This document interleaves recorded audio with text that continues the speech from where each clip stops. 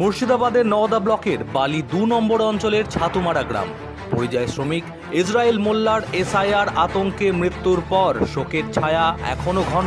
শুক্রবার সেই শোকস্তব্ধ পরিবারের পাশে দাঁড়াতে গ্রামে পৌঁছেছিলেন তৃণমূল কংগ্রেসের মুখপাত্র দেবাংশু ভট্টাচার্য। সঙ্গে ছিলেন জেলা তৃণমূল সভাপতি অপূর্ব সরকার, নওদা ব্লক সভাপতি শফিউজ্জামান শেখ সহ ব্লক ও অঞ্চল নেতৃত্ব।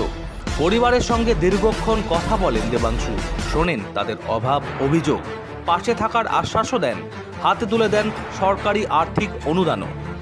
এবং এই দৃশ্য দেখে তো রাতে ঘুম আসে না। দুঃখের বিষয় হচ্ছে এমন একটা বিপদের মধ্যে গোটা পশ্চিমবঙ্গকে ঠেলে দিয়েছে। যারা ঠেলে দিয়েছেন তারা তো বহালতবিহতে রয়েছেন দিল্লিতে পায়ের ওপর পা তুলে এসি ঘরে বসে, কিন্তু স্থানীয় স্তরে যে এত মানুষ আতঙ্কগ্রস্ত হয়ে প্রাণ চলে যাচ্ছে। আগে যেখানে গেছিলাম তিনি বিষ খেয়ে আত্মহত্যা করেছেন, ইনি অতিরিক্ত চিন্তা করতে করতে হৃদরোগে আক্রান্ত হয়ে চলে গেলেন। এখন আমার কথা হচ্ছে আজকে এই দল আসবে, কালকে ওই দল চলে যাবে, কেন্দ্রে বিজেপিও বেশি দিন থাকবে না, কিন্তু এই মানুষটার যে প্রাণ গেল কি ফিরিয়ে দিতে পারবেন?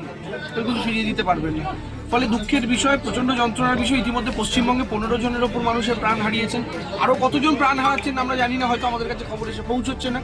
এবং সর্বোপরি মমতা বন্দ্যোপাধ্যায় জানা মাত্রই প্রত্যেকটা পরিবারের খোঁজখবর নিয়েছেন, স্থানীয় নেতৃত্বদের সূত্রে নিয়েছেন, জেলা সভাপতিদের শুরু করে বিধায়কের সূত্রে, এবং অভিষেক বন্দ্যোপাধ্যায় ব্যক্তিগতভাবে দলের তরফ থেকে সমস্ত জায়গাতেই প্রতিনিধি পাঠাচ্ছেন।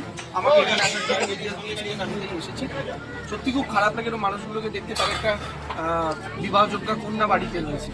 তো সেই রকম যে পরিস্থিতি, এরকম যে পরিবেশ, একটা দমবন্ধকর পরিবেশ, এই অগ্নি পরীক্ষা প্রত্যেকটা মানুষকে দিতে হচ্ছে।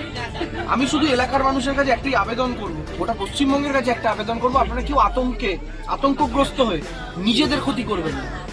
দেখুন, আপনারা নরেন্দ্র মোদী, অমিত শাহের চেয়ে অনেক বেশি ভারতীয়, কারণ আপনারা সেই পশ্চিমবঙ্গের মাটির লোক যে পশ্চিমবঙ্গ স্বাধীনতায় সবচেয়ে বেশি রক্ত ঝরিয়েছিল। আর নরেন্দ্র মোদী সেই দলটা করেন যার পূর্বপুরুষরা তখন ব্রিটিশদের জুতো চাটত। ফলে স্বাধীনতা এনে দেওয়া একটা রাজ্যের লোক কোনোদিন ওই গুজরাট থেকে দুটো লোক বলে দেবে তুমি ভারতীয় কিনা প্রমাণ করো, সেটা দায় আমাদের নেই, সেটা দায় নরেন্দ্র মোদীদের আছে। আজ ক্ষমতায় আছে, কাল যখন ক্ষমতা থেকে যাবে। আর এইগুলো হচ্ছে রাষ্ট্রীয় হত্যা।